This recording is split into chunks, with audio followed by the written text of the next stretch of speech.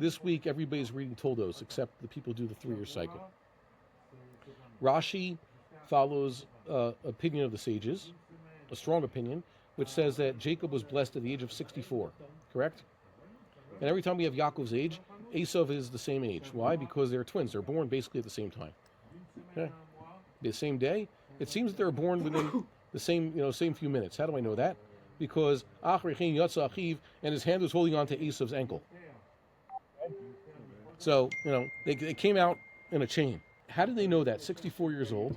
Well, there's a few pieces of circumstantial evidence indicating that. If you just follow the regular chronology from the verses, it says that when Joseph stood before Pharaoh at the age of 30, he predicted 7 years of famine, 7 years of plenty, and then 7 years of famine, right? And then it immediately started. Well, Yosef says the 7 years of plenty are about to start now. 7 years of plenty, 2 years of famine. Joseph is 39. His father shows up and declares to Pharaoh, I'm 130 years old, which means how much older than Joseph was Jacob? 130 minus 39 is 91. So Yaakov was 91 years old when Yosef was born. Yosef was born 14 years after Yaakov got to Haran, to Aram Naharaim. How do we know that? Because he proposed to work for his uncle for 7 years, and then he was married for 7 years after that before Yosef was born. Okay? 7 years and 7 years. So Yosef was born 14 years after Yaakov got to Haran. It means Yaakov got to Haran at the age of 77. That's pshat in the pasuk. And he went to Haran after the whole Bracha incident. But it also says that Esav went to Yishmael in the wake of that matter, and Yishmael died when Yaakov and Esav was 64.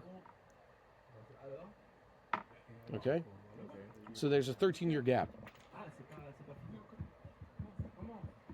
I think that's how it works. 64, 63. Sorry, 63. Okay? Yaakov and Esav had to be 63 when Yishmael died. How do we know that? It says Yishmael died at the age of 137. And he was 14 years older than Yitzchak. So Yitzchak was 123 when Yishmael died. Yitzchak was 60 years older than Yaakov and Esav. So Yaakov and Esav were 63 when Yishmael died. So Esav got to Yishmael at least while Yishmael was alive, right? At latest was Esav was 63. But Yaakov was only going to go show up in Haran at the age of 77. It was a classic Rashi. Rashi says 14-year gap, right? Well, why don't we say that they got the brachas even earlier, while Yishmael was still alive and kicking? Maybe Yaakov and Esav were 60, and Yishmael still had 3 years to go. That makes the problem worse, because then we have how long a gap? 17-year gap. And if you say Yaakov and Esav were 50 at the time, and Yishmael was definitely still around for another 13 years, then you have a 27-year gap until then. You're forced to make the gap bigger. So you want to place Yaakov and Esav fighting over the brachas as late as possible. And Rashi, using the measures, fills in the 14 years with Yaakov must have gone to study in college, which at the time was just Shem and Aver's, university. Okay, that's enough for Rashi. Rashi says that Rivka was married very young, and I pointed out that, well, the Tosafists and others, there's already Amoraim who say this, Vilna Gaon endorses this. Rivka was 14 at the time of her marriage. Yitzchak was 40, Rivka was 14. What's the evidence for that? Well, it says that when the servant found her, she was already a Na'arah. And Na'arah is at least 12. Okay? And, they would arrange marriage in the whole betrothal, and then they get married a year later. It stands to reason she got married around the age of 14. But how can you calculate this from the verses? And this is the thing I couldn't find online. I thought I had put this in text in English and Hebrew available online, but now I'll make it available in audio form for those who wish to know. And that is as follows. The Medrash says that Yitzchak wanted to give the bracha to Esav when he turned 123. That's what we just said right now. Yaakov and Esav got the bracha at 63. Yitzchak was 123. At which point it says that Yitzchak was old, and he declared to Esav, I don't know when I'm going to die. Now I have a chashash, I might die. Turns out Yitzchak had another 57 years to go. Right?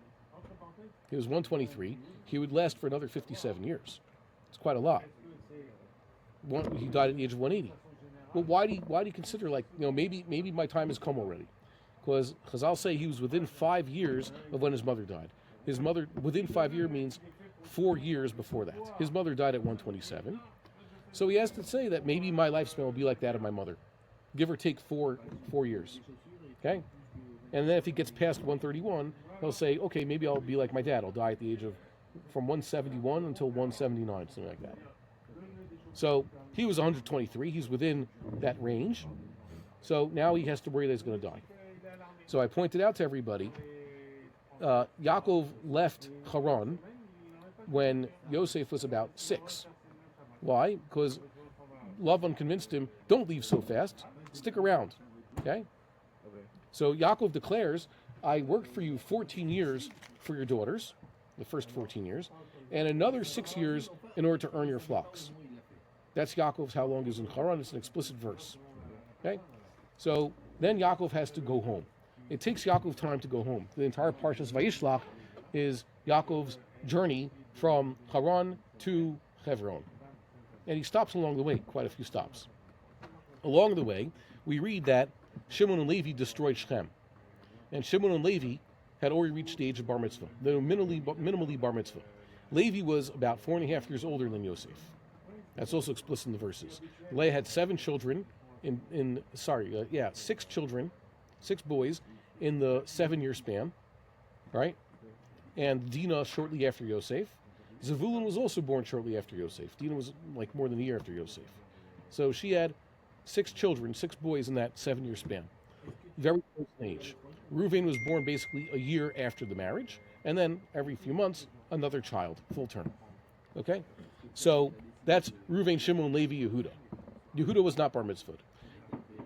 According to our chronology, Levi is basically 4 years and change older than Yosef, maybe 5 years even. How they exactly, everything's done in whole numbers here. So Yosef, when they finally got back to Hebron, is about 9 years old. Okay? 9 years old. Yaakov finally got back to Yitzchak at the age of 100. Okay? Or shortly before turning 100. Rivka died then. Right before Yaakov came back. Somewhere when Yaakov turned 100, or right before Yaakov turned 100 and Yosef turned 9, that's when Rivka died. Okay? Now, that's interesting. That's when Rivka died. Twice, Yaakov says at the age of 130, I'm going to die any minute. Okay? He says that in Parshas Vayigash. Okay? I need to go find Yosef or see him before I die. B'terem Amus. Amusa apam. Die in peace. Yaakov at the age of 130 is talking like Yitzchak at the age of 123. I'm expecting my impending death. If he's thinking about his father and Avram Avinu, he still has a long ways to go. His father died at 180 and he's only 130. He still's got 50 years. So when he's anticipating his death at the age of 130, it means he's now within the range of when his mother died. Yitzchak had a chashash that he's going to die like his mother Sarah. So from 123, he was worried he would die at 127, or within that range, the 4-year range. If Yaakov is 130 years old and saying, I have to consider my impending death, it means his mother died at 134. Right? That's what it means. Basic mathematics. Yitzchak's worried about the age of 127 at the age of 123. So Yaakov's worried about the age of 134 at the age of 130. Okay? And it's explicit. So the pasuk says this, which means Rivka died at the age of 134. When Yaakov was how old?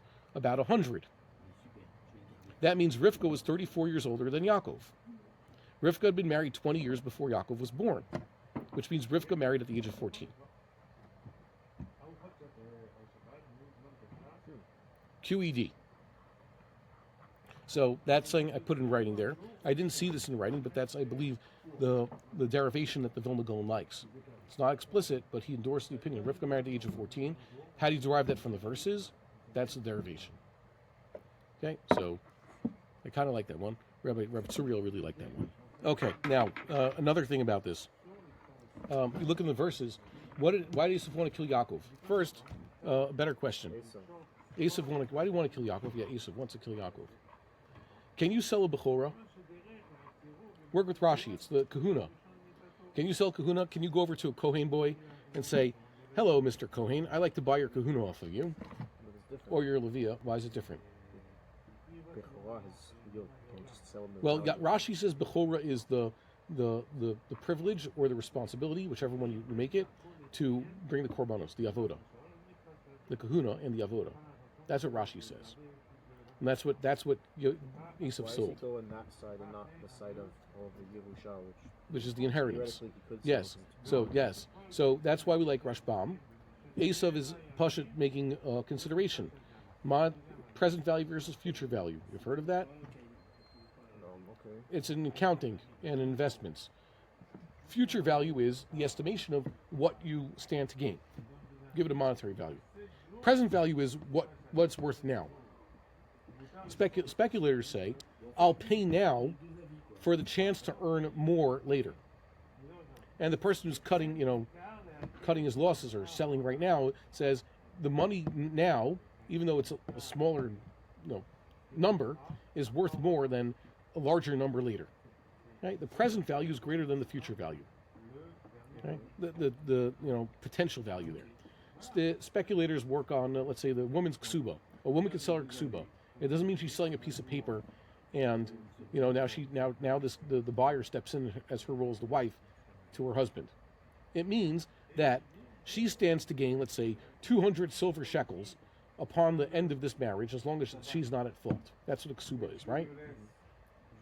But she sees none of that money now. As a matter of fact, if she predeceases her husband, or does something stupid, really stupid, and forfeits her ksuba, that money's gone, right?